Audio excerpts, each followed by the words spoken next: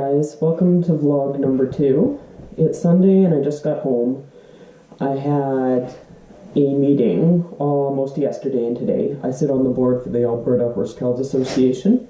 It's my 3rd year sitting on the board and I'm the communications chair.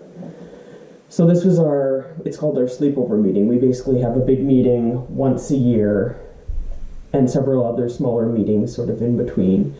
And this meeting we talked about our goals, how we did last year.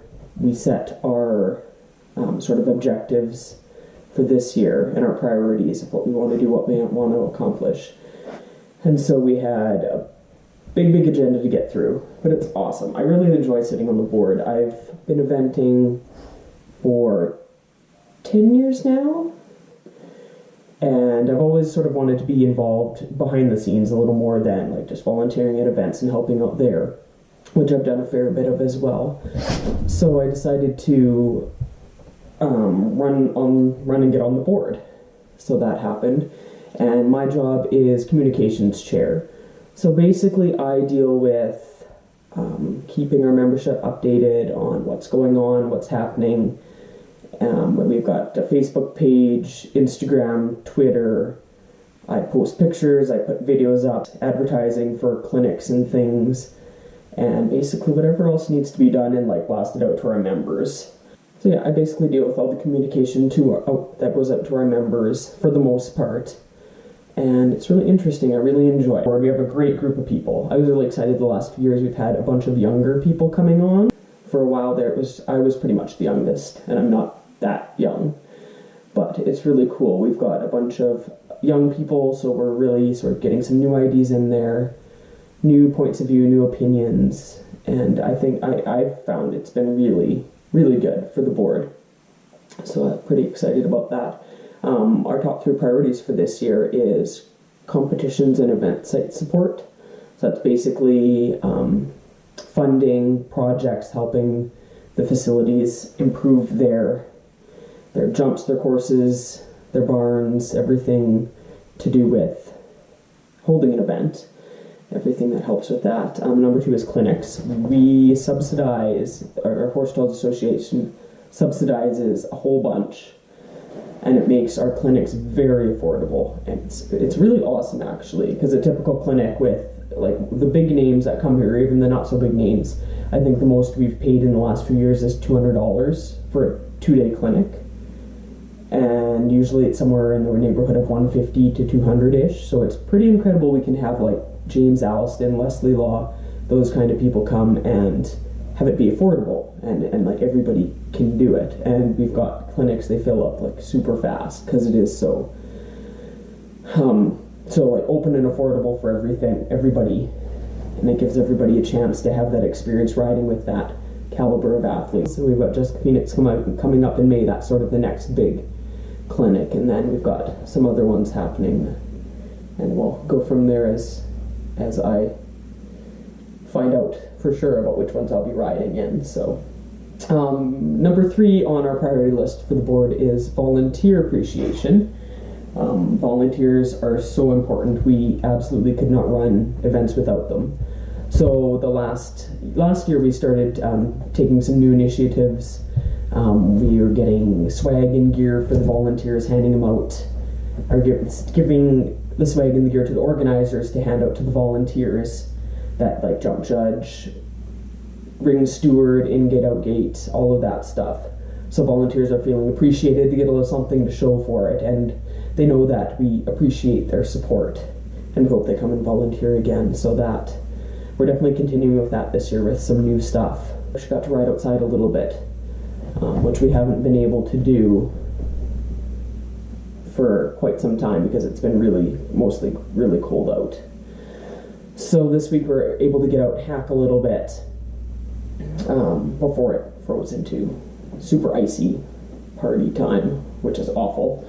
We had a few, I took a couple spills out in the pastures catching horses as well, but for the most part we deal with that pretty well. We're used to Alberta with the temperatures fluctuating up and down and all around, so that's why we say if you don't like the weather, wait 5 minutes, because it probably changes. So We hacked out one day. I've got a little bit of footage from that. I think that I'll show you. My camera had an SD card error, so I'm not sure how much of that I have. I'm assuming I have all of it. It looked like all of it went on my computer, but I haven't actually opened it up yet. We're going for a hack because it's nice outside.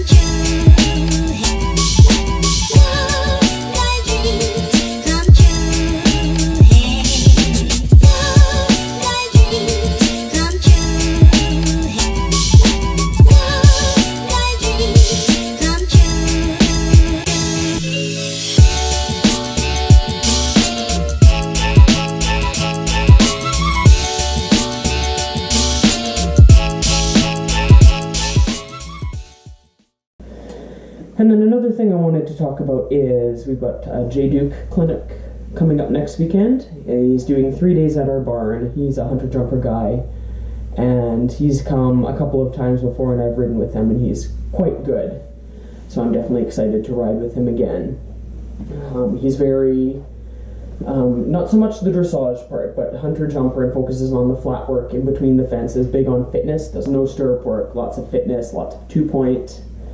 So I'm really excited about that, to see what he has for us this time, because he usually comes with really interesting exercises for us to do that I write down in my notebook and I take away and I use in clinics and other things, which has been super helpful.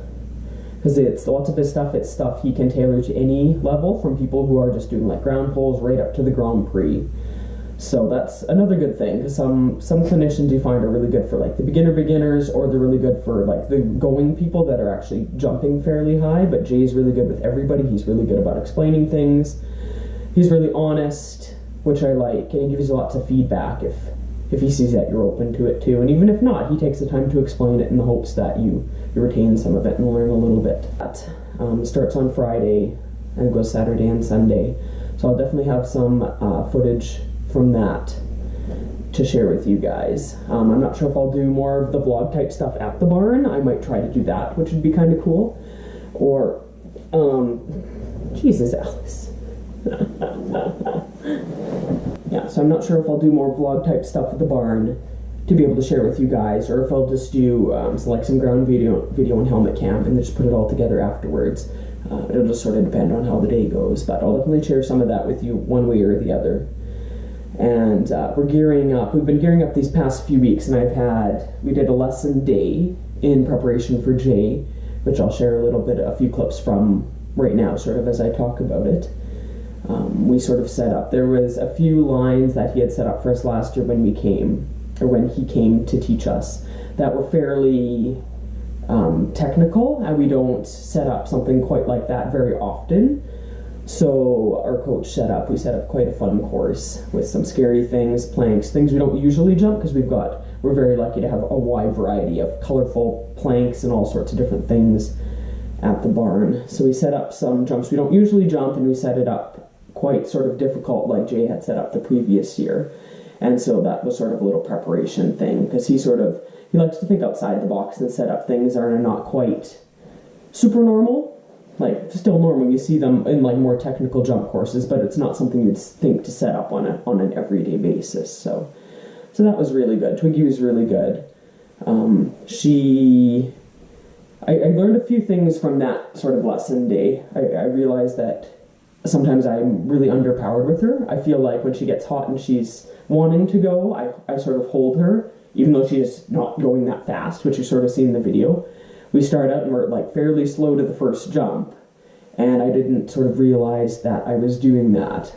So and then it's really awkward for her to jump if she's underpowered, and then she feels like she really has to like sort of make that move and go for it, or really push off and power over it, instead of just jumping out of stride and having it be nice and flowing.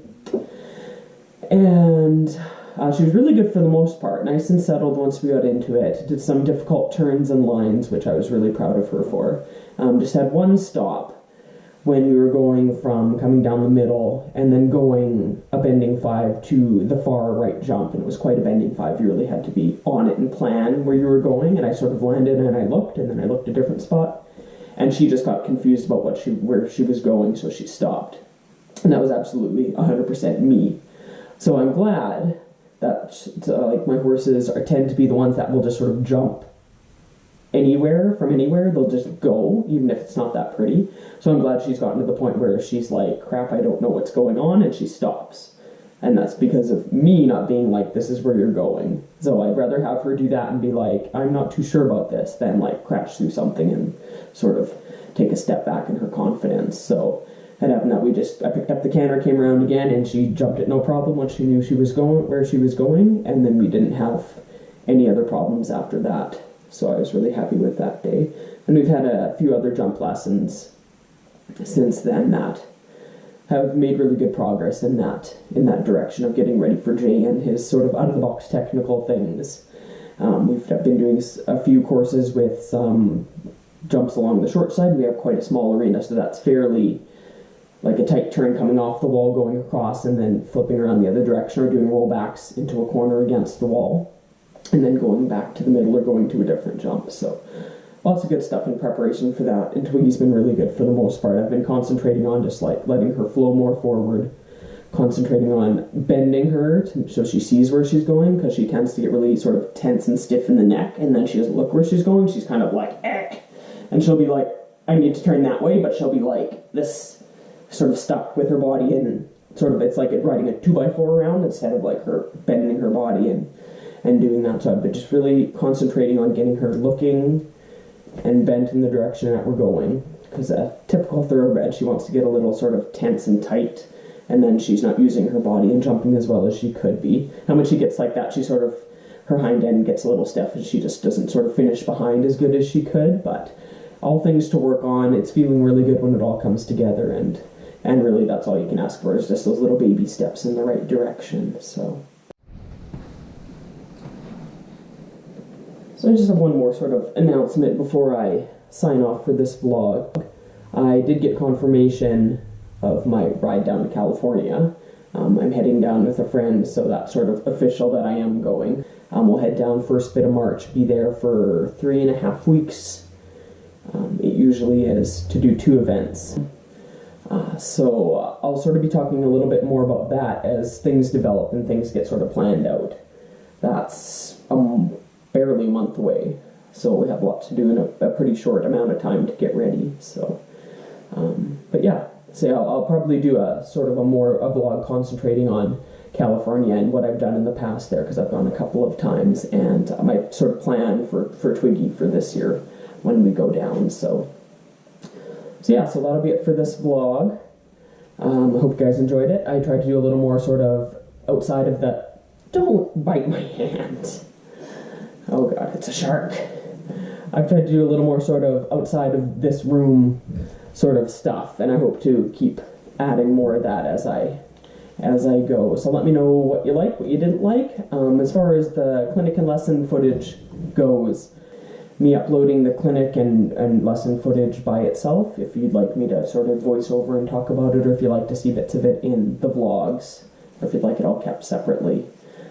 Yeah, I'm curious to see your guys' feedback on that. So yeah, so we'll see you next week, and yeah, peace out.